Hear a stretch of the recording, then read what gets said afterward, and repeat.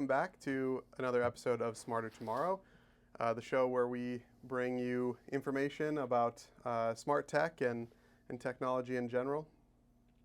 This week is actually focusing on technology for rental homes, or if you're buying tech and you're going to be moving soon, anything like that, stuff that isn't a permanent install, we'll be talking about. And then I know you've got some information about a new product that we're carrying as well. So yeah, super excited about that. We'll be spotlighting that. They're going to be real cool.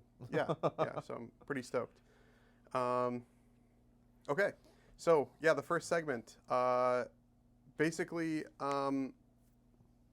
it's going to just be stuff about rental tech. So let's talk first about smart locks, I guess. So if someone wants security, but they don't necessarily want to drill into their door, or change doors, or change their door jamb, or whatever, what options exist for smart security that maybe doesn't involve a lot of install? I know, I think it's August that has a smart lock that you can put on top of your...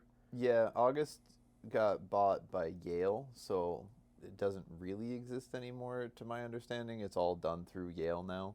But the nice thing is that a lot of the smart security is already built with that ease of replacement in mind.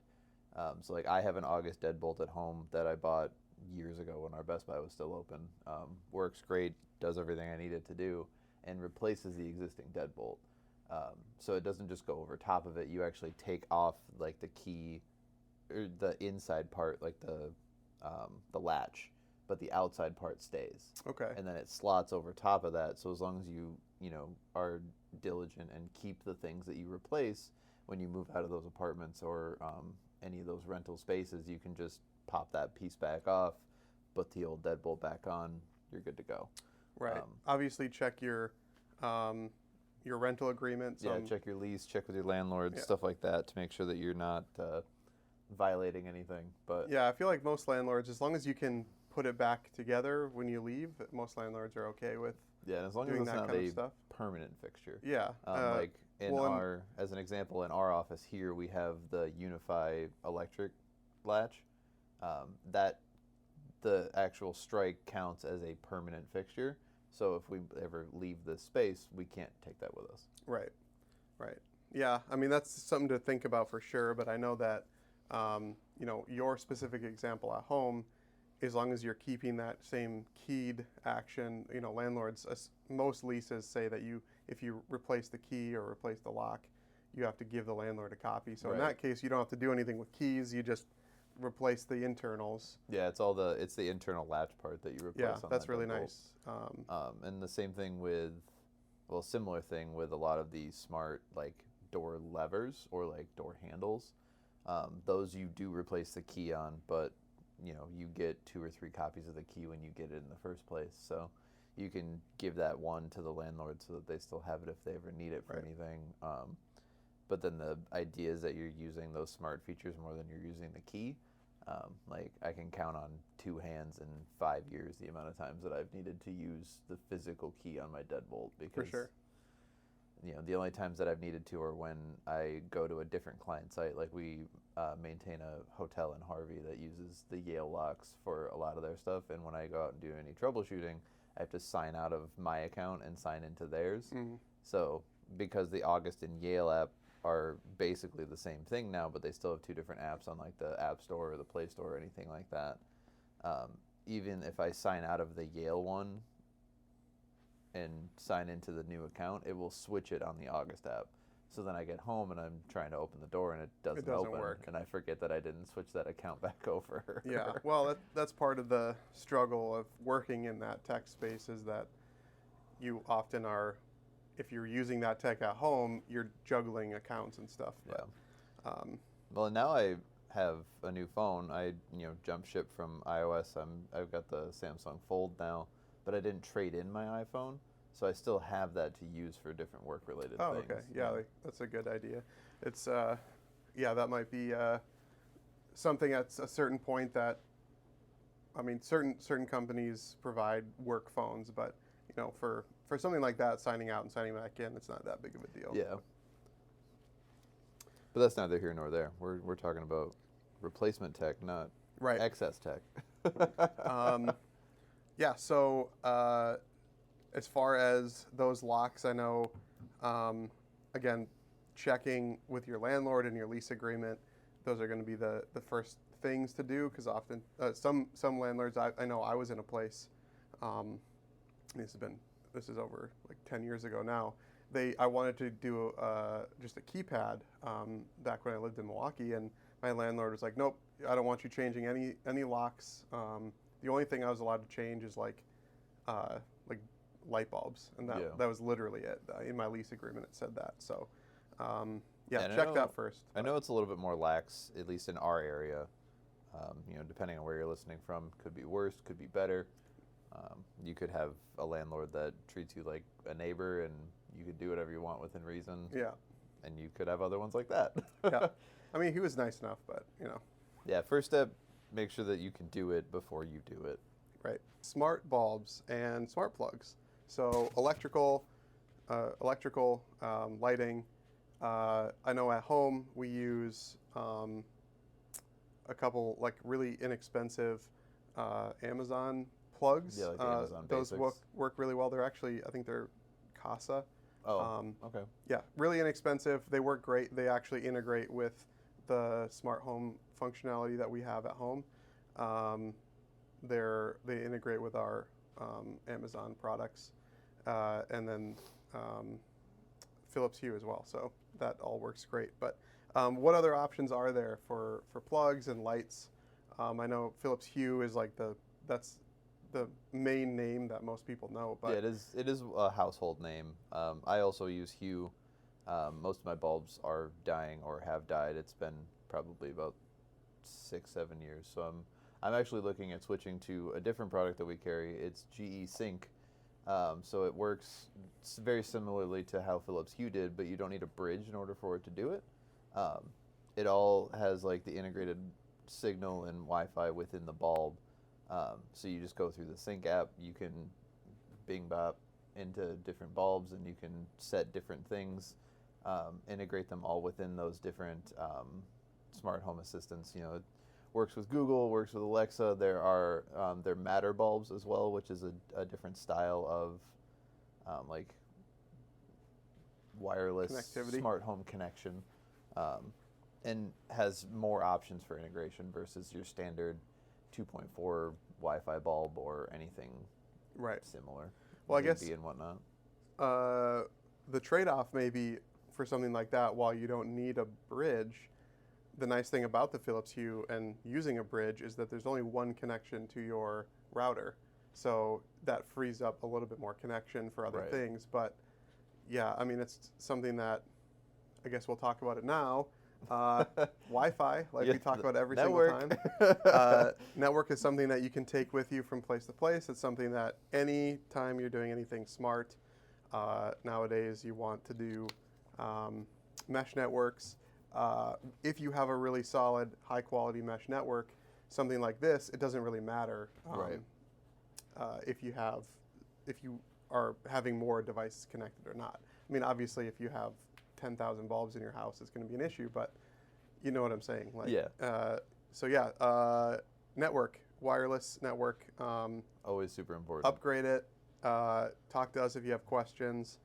You can bring it with you in your next place. Even if you have, even if you're provided internet by the landlord, you can still upgrade your network to have a better experience. I know that our boss did that. Again, within reason. Within reason, check your lease agreement. Sometimes they are very, very particular. I don't want people coming back saying, "Oh, you told us this," but I know our boss was given Wi-Fi, and he literally just unplugged the router, plugged his router in, and it was great. And he's a stickler for the ruls, so we know that he read all definitely of the legalese on that lease agreement. every letter. So yeah, that is really important. But back to bulbs. I know like there's like Amazon has their brand, Philips has their Amazon brand. Basics, the Philips GE. Hue, GE Sync, which is, I think, used to be Savant or now partners with Savant. I don't remember which way that goes, but I know that they are related in some way. Sure. I know that there's all manner of different options on Amazon or online too, but as far as quality goes, usually with this kind of thing, you get what you pay for. If you are paying pennies on the dollar compared to something else, they're taking that money by probably selling your data. So just be careful. Again, if you have questions, either look it up or ask us. More than happy to answer Definitely any questions. doing research on what you're looking for first helps out. Because like you said, if you're paying for a bulb that you got, off Temu for $2, you're probably going to get a bulb that lasts for $2 worth of time. Right. Or there's other issues with the software. Yeah, or other things that go along with that. The nice thing with like the Philips Hue and the Amazon Basics and the sinks is they all work with those assistants, and then you can set integrations within those assistants to do stuff as well. Right. Which helps with being more eco-friendly with turning lights off when you're not home, turning lights off overnight.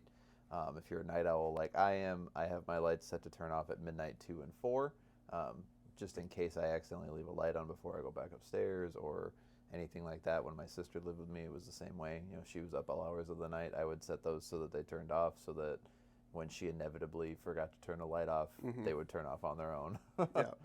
Yeah. So ways to even save electricity or save on your utility bills, even if you're renting. Yeah. Which sometimes those are built into your rent, but oftentimes they're not. So. Right. And even if they are, and you still want to be environmentally conscious, yeah, it's also being able to it's also turn not them off necessarily is nice. just money, but also saving the environment. That's important. And as a quick fun factoid tidbit, if you set your lights to 75% of their maximum brightness, there's only a 5% reduction in light difference, like the human eye doesn't notice. But it's, I think, up to 20% light saving or like energy savings by just dropping it from that 100 to 75. Yeah, that's awesome.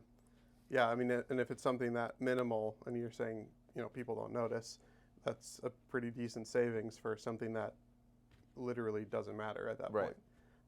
Yeah, super cool. Yeah, you just have to make sure that you have an integration that allows to like reset that max, because otherwise if you like turn the light off, turn the light on with the physical switch, it will go back to 100. Right. So because it's fully cutting the power. Yeah. Right. So if you do any of that, you just have to make sure that you either go back in the app, or if you have a voice assistant, you can say to set those lights to that specific brightness. Right. Okay. Yeah, that's, always saving any sort of bill. Everything, all that stuff is expensive nowadays. Rent is crazy. So if we can save a little bit of money where we can, it's always helpful. Yep. Okay, so smart thermostats, I know those are typically a little bit more involved, but I know that like for my lease, for example, I can basically do anything as long as when I leave it's the same as when I got there. Locks, I have to just tell the landlord to give them a key so they can get in if they need to, but yeah, for thermostats, like I'm able to swap that out as long as I just put the old one back when I leave. But I mean, are there options for those kinds of units that aren't like wires and drilling into the wall and stuff like that? Yeah, I mean, a lot of them are roughly the same size. Honeywell is the one that most people have in their homes because they're a pretty common retail product. They're a little square box. They fit over a majority of existing holes for older thermostats, like the old school dial, right? Or the glass, like the clear plastic front twisty dial. Yep, that's what we have in our house. I know that older houses will have. Yeah. So like you can swap them out. A lot of the smart thermostats do require a C-wire or a common wire. And a lot of those older style homes and older style thermostats don't have that C-wire. Right. So there are different kits and whatnot that go along with those smart thermostats that can help you repurpose one of the existing wires for that thermostat as a C-wire. Yeah, like a C-maker kit. Yeah, to give it power. Those go along with more of your HVAC system. So that'll tie back from where the thermostat sits down to like your furnace or your water heater or anything like that. And there are detailed guides on how to do that if you're going to do it DIY. And we also offer services like that as well. I've Right. replaced several thermostats in a house that didn't have a C-wire, and I had to make one. Yeah, yeah, same. Yeah, it's can be a nightmare depending on the house, but yeah, I've done it.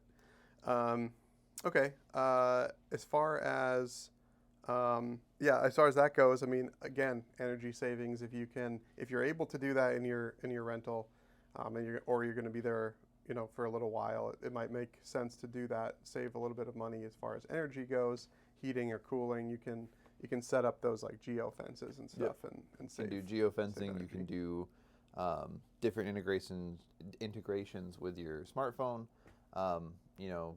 If you're at work and it's hot and you don't have the air on, you can pre-cool the house before you get home, kind of thing. Same thing the other way around. You can preheat the house before you come home in the winter, because a lot of people will turn their thermostats down in the winter when they're not home, and then bring them back an hour or two before they get home. Conversely, if you're at home and you're going to have guests over, like I run a D&D campaign on Sunday nights, and the house gets really hot when there's 7 other adults in there. For sure.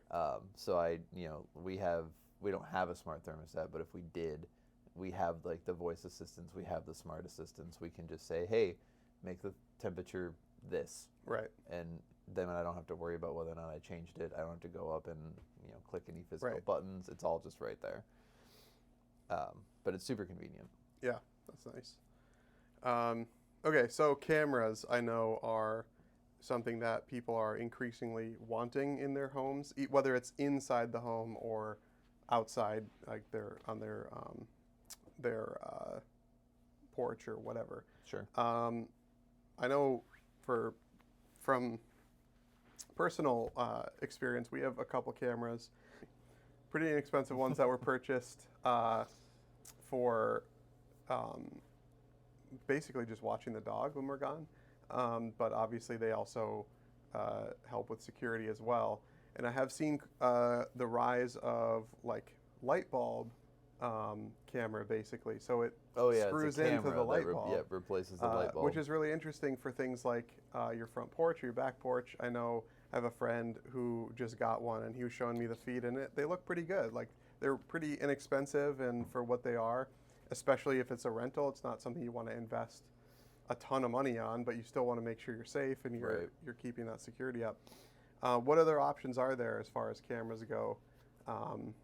Things that aren't physically mounted, running wires, things like that. There are a lot of wireless options, depending on what kind of rental you live in. Like if it's more of like the 301, 302, 303 kind of like ones with the peepholes. Ring does make a peephole camera. So you can actually, it just mounts with like 3M adhesive on the outside of the door right over the peephole.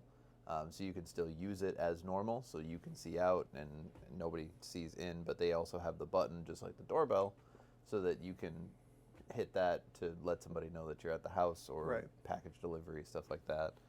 There is the Amazon Blink cameras, which are also wireless, sit up with either 3M tape, or you can hard mount them with little screws, but depending on your capabilities of a DIYer, you could just spackle the holes and call it good. Again, check with your landlord, check your leasing agreements. Yep. Yeah, I mean, it's one of those things too, though, not even if it's okay to do in your lease. I know there's a lot of people that have 6-month leases. So if you're only going to be somewhere for a few months, is it really worth not only installing them, but then taking them down and covering the holes? Yeah, and covering the holes. There are plenty of wireless options that don't require hard mounting. Yeah. Our cameras literally just, I mean, I could mount them if I wanted, but one of them sits on a shelf in our living room. The other one sits on a shelf in our bedroom. Those are the 2 places the dog sleeps when we're gone, or is. So that's literally the purpose of those cameras for us. But I mean, yeah, we could position those cameras. If we got more, we could cover the whole house and not drill a single hole. So, and they just literally plug into the wall and then connect wirelessly, and they work great. Because Ring also does the indoor cameras that just sit sit on a shelf or anything like that. I did a audio setup for a guy that wanted some cameras on the inside and outside of the house, because they do a lot of traveling, and the indoor cameras are just routed down through the shelf, but they just sit on Right. the. So it's still It's like the wires are still hidden, but yeah, they're not actually installed. Yeah, just a weighted stand Yep. because he didn't want it mounted to the actual wall for some of them. Yeah, yeah, it makes sense. I mean, it's not having a full install for something like that isn't always necessary, and a lot of people don't want that. Yeah. So especially with tech, I know if you're doing like a DIY sort of camera, the friend I was telling you about who bought one of those light bulb cameras, he was, it was a cheap enough product that he felt he could test it out. And so maybe you're buying something, you're like, okay, I think I might want cameras. I don't know if I'm going to love them, so let's maybe not fully install them right away. So Right. that's a good option to do that too. But also if you're moving, or let's say you're going to be buying a house in 3 months, it doesn't make sense to put those in fully. So yeah, it's good to know that there's tons of other options. Yeah, and then you can get those options that do allow you to hard mount them later. Right. So that That's when how our you do cameras purchase the are. house Yep. or do anything like that, you can go Yep. actually You can pop bring them those with holes you. in and not worry about it. Yeah, or you test them out, decide you love them, and then hard mount them from there. But. Okay, so next section is smart speakers. So I know there's things like the Echo, the Google speakers. Sonos. Apple has their own. Sonos has some. Yeah, let's talk about smart speakers. And Yeah, it's every renter's favorite subject. Yeah. Because it's the number one thing that you read about on like stories or the tropes in TV shows of the loud neighbors or Right. the loud upstairs neighbors. So it's always fun for people that rent to talk about doing audio stuff. Yeah. So, okay, let's talk about some good options. Like I said, Google has a really nice system. I know, if you're already in that Google ecosystem, or you have like a Pixel device or those types of things, most people already have Gmails or whatever anyway. That's a really kind of no-brainer sort of purchase. Right. Yeah, the biggest thing for choosing a system like that is, playing to the strengths of what you already have. Right. So if you're a family of iPhone users, you can go the neutral route with like Alexa, or you can go dig deeper into that ecosystem and get like a HomePod or a HomePod Right. Mini or anything like that. Conversely, the other way around, Pixels, Samsungs, other Android devices, primarily using like Google, again going the neutral route of Alexa. Yeah, you theoretically could get a HomePod, an Apple device, but then you need I think either like a TV or something. You need something else in the home to be able to set it up, I believe. Well, you would need unless like an they've changed iPad it. or a phone Right. to actually like do the actual setup.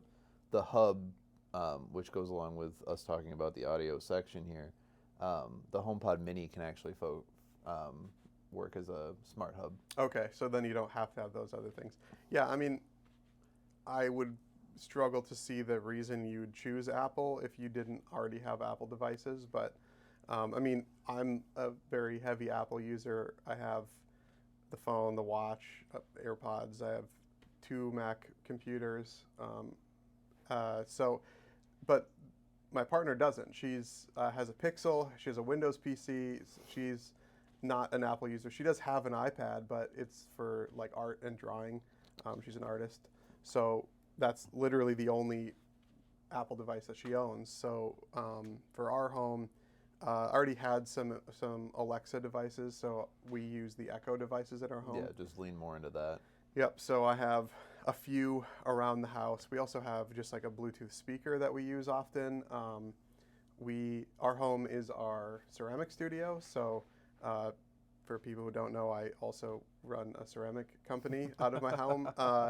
And basically our living room is the workshop. So for us, I actually removed the Alexa from that workshop because I didn't want clay and water and Right, and stuff other to get on it. nonsense, So we yeah. have a waterproof Bluetooth speaker that I use for that kind of stuff. But for the Yeah, rest it's of the home, the Boom, right? yes, it's a one generation old. I think it's a Boom 3 or whatever, the medium size one. It's Yeah. like this big.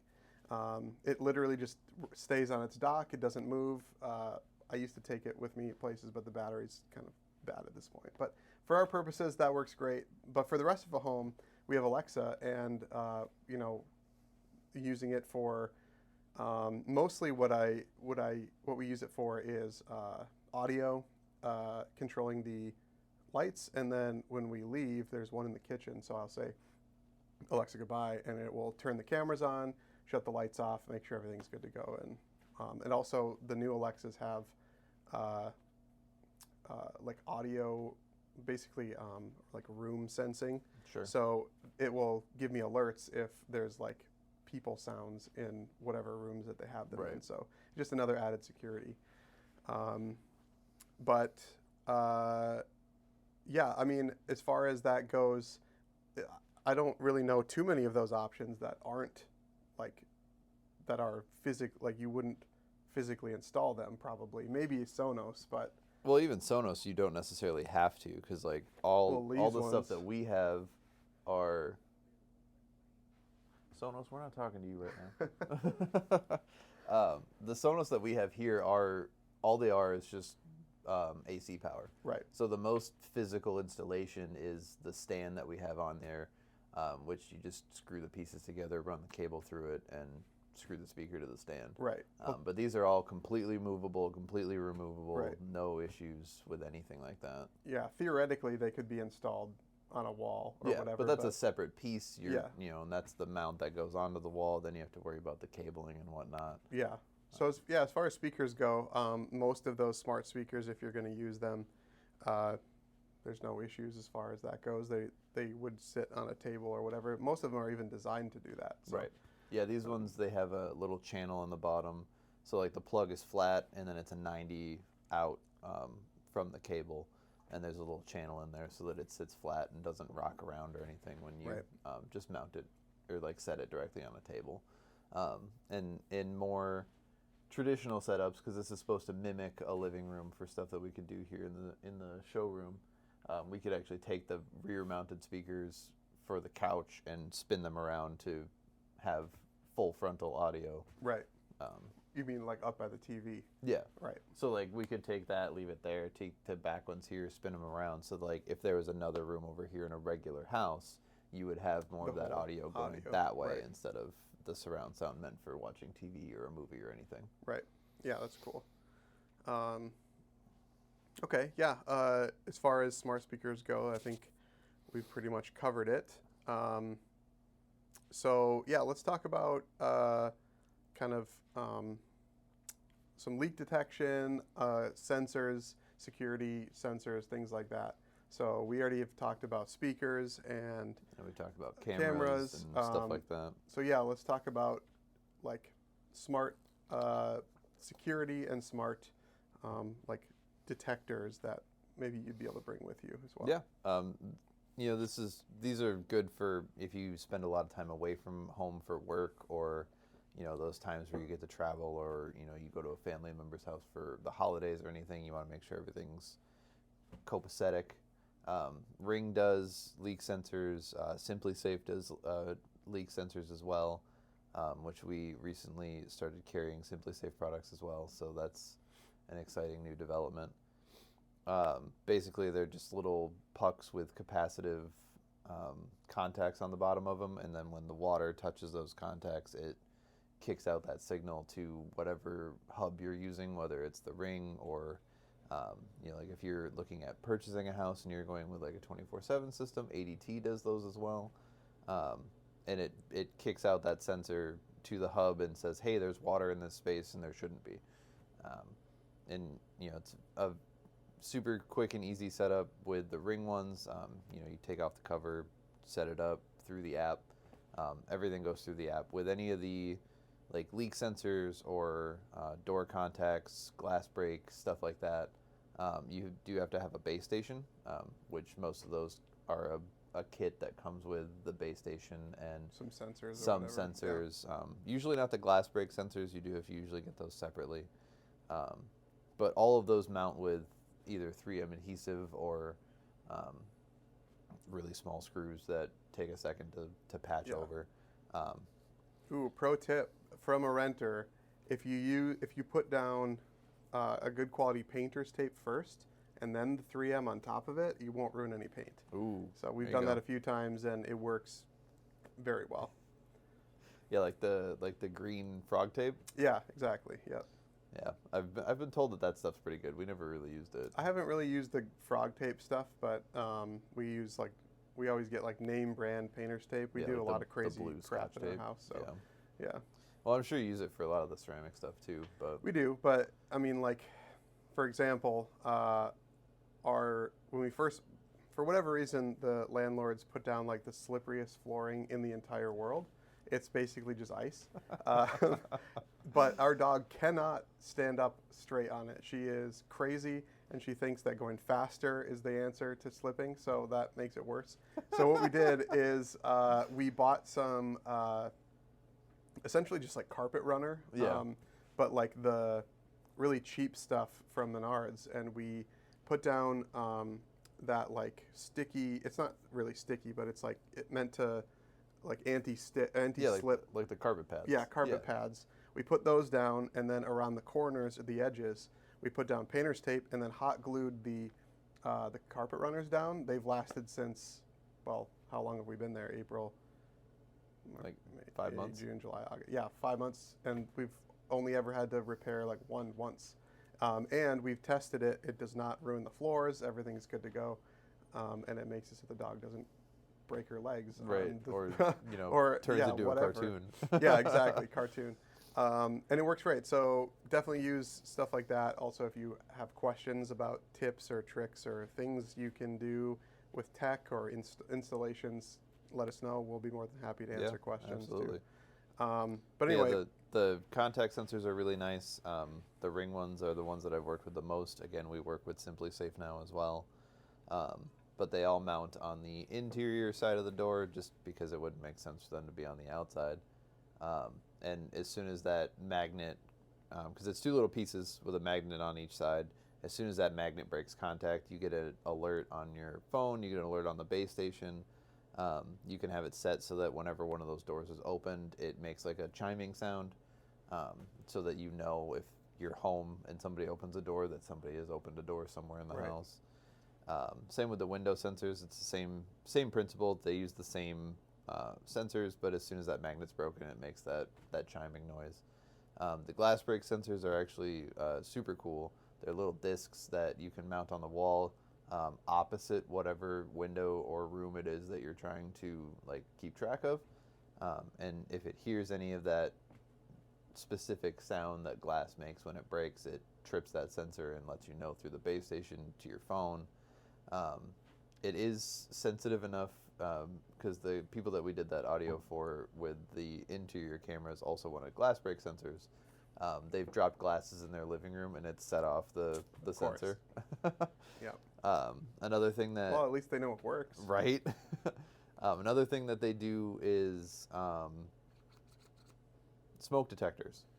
There are listeners for the smoke detectors, so if you're not home and your smoke detector goes off, It'll let you know. it will let you know that. And if you have a specific plan through Ring, at least for the Ring products, I'm not super familiar with the Simply Safe yet, but with Ring, if you pay for the Ring Pro subscription, it will actually immediately call emergency services. It'll call you first to like make sure that we need to do that. Right. And if you don't answer, it will call within like 60 seconds. That's awesome. So, it's super convenient if you ever are traveling or if you are, out for work a lot or, you get that rare chance to go out and do something with some friends, and anything can happen to anybody at any time.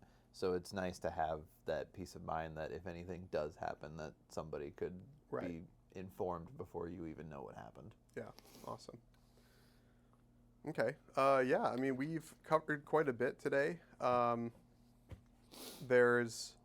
We do have some questions as well. I think we have 4 questions this week, so we'll get to those. But before we do, you wanted to talk about a new product that we're carrying, correct? A product spotlight? Yeah, we actually just partnered with Brilliant. They are a smart switch that is super easy to install. It takes out the existing light switch that's in the home and pops in with those same connectors. You can do single, double, triple, and quadruple gang styles. It's a little touch screen on one part, and the single gang is just the screen. The double gang is going to give you the two, their touch capacitor sliders. You can program them on the app side to do like volume for different integrations. You can do Sonos, you can do Alexa, Google, all that different stuff. You can also set them for specific lights on dimmer sliders. And they're super cool. We're actually putting in a bunch for some audio control in a project that we're doing here in Marquette. Awesome. Awesome. I'm super excited to see those in action. Yeah, it's gonna be great. I mean, anything like that, it gives you that touch screen without having to do the classic, iPad in the wall or whatever, which, has its own pluses and minuses. Yeah, its own ups and downs, just like anything. Yeah. Another cool thing with Brilliant is that they are doing a low voltage option. Awesome. As us being low voltage technicians, we can't touch any of the without hiring an electrician. Any of the big boy touch it and you hurt yourself kind of thing. Right. They are doing PoE versions, power over Ethernet, later this quarter. Okay. So it's effectively going to be the same exact switch, but it plugs in with Ethernet as opposed to plugging in with Romex or anything that you would run for high voltage. Yeah, awesome. I mean, that's a game changer for us and also for clients, because oftentimes electricians are very expensive. We do partner with them a lot, so if we need them for projects, or if they don't oftentimes like to run low voltage stuff just because they don't, but for reasons for whatever unknown. reason, so they'll partner with us. But it's for like a client, we're cheaper than electricians usually, so low voltage is usually cheaper. So that is a big game changer for that. The people that we're putting them in for had the old school volume knobs that they used for audio control in each room, and we're actually taking those out and using those existing spots specifically for audio. Yep, That's to awesome. put in the Brilliant switches. They're going to be able to do any lighting if they want to do anything with it. They connect wirelessly with the 2.4 network, just like most other IoT devices. Yeah. And then, if it was further along in time for us to get the PoE ones, we'd be able to run those back to the network that we're updating for them as well. But such is life. Yeah, maybe in the future. But awesome. Yeah, stay tuned to see some cool things from Brilliant and EcoSmart Home. Awesome. Yeah, I think we're throwing some promotional videos in there as well once we get everything. There'll be some, yeah. Cool. So let's get to those questions. Okay, so we have 4 pretty good questions this week. 3 are from Michigan. 1 is from out west, which is pretty cool. Keith from Marquette says, we rent an old house and the landlord won't upgrade the thermostat. What can we do to save on heating costs in the winter? With, again, checking your leasing agreements and checking with your landlord. That's where you would want to start. If you're not able to do anything with like smart home stuff, I've been in houses like that. I've lived with landlords that are less than ideal. The plastic kits that you tape to the window frames and hit with the hairdryer is a great thing if you have pets, or like we have cats, they like to sit in the window. It's not the best idea because they're just going to rip it apart. But if you are able to do anything with the smart stuff, being able to track the humidity and the temperature to adjust accordingly. Same thing with dating like different types of shades. You can do blackout shades. You can do there are non-permanent versions of the Lutron shades, which can be a little expensive, but they're the ones that give you that insulating factor, similar to the insulation that you put in the walls. So it can help keep the heat in the winter, keep the cold in the summer, and help to keep that cost down, but without putting in too much effort. Right.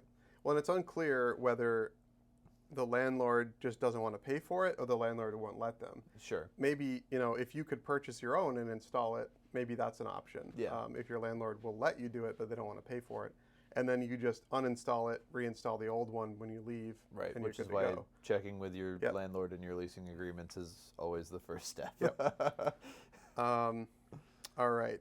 Jake from Warren, Michigan. Oh, okay. Can I set up a smart camera inside my apartment without drilling? I've considered double-sided tape, but don't want to commit until I know it's possible. Well, we talked about that. Yeah, absolutely. Yep. The Ring cameras have that like weighted stand that we talked about earlier. You can also do it with the 3M tape, with the tip of putting the painter's tape underneath it. You might have a little bit that sticks out, so like it might not be a super clean install, but then you don't rip any You don't paint have off to the worry about walls. the paint. Yep.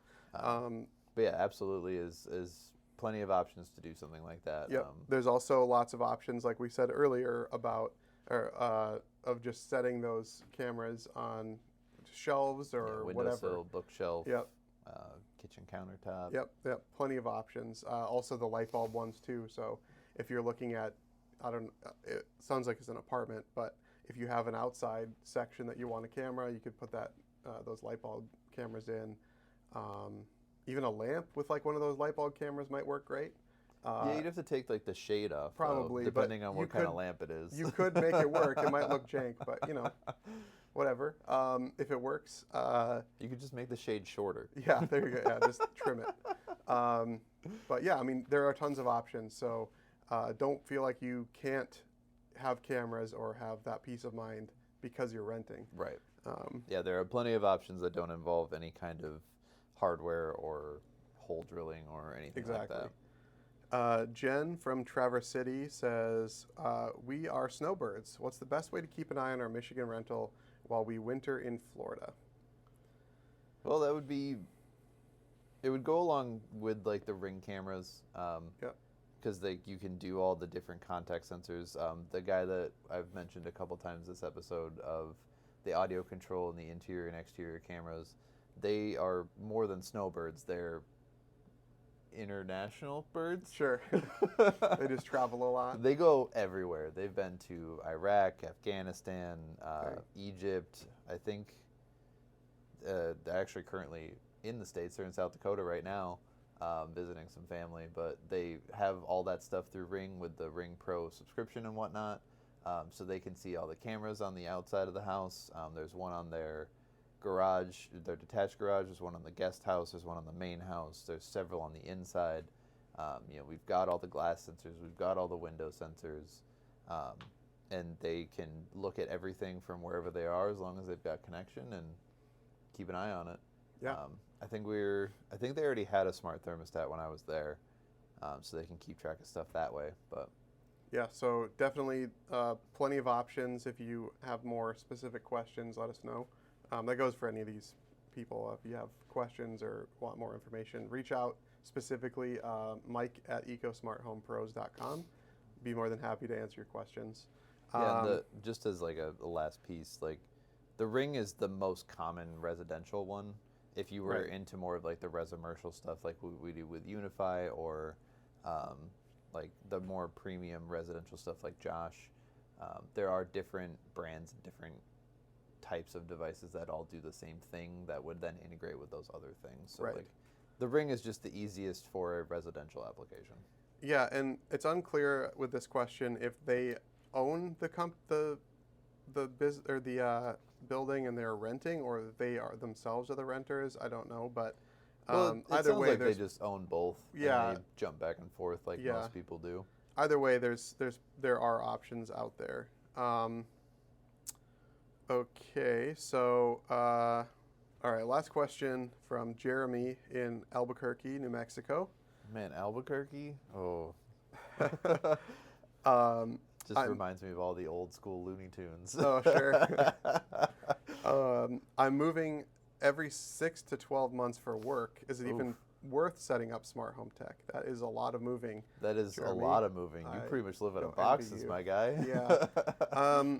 Yeah, I mean, if you enjoy it and you think it makes your life easier and more fun, then yeah, go for it. But I would also say just to stick to the ones that don't need a whole lot of effort. You Yes, know, like especially cameras if that you throw up on the shelf, smart home speakers that you can just put on a table or something. Yeah, stuff that you don't need to do a lot with. if you bring your router along with Yes, you, that was what I was going to say. If you bring your network with you, yep, everything once that's the plugged same in, name, everything just reconnects. Yep. You don't have to worry about it. That is probably the best.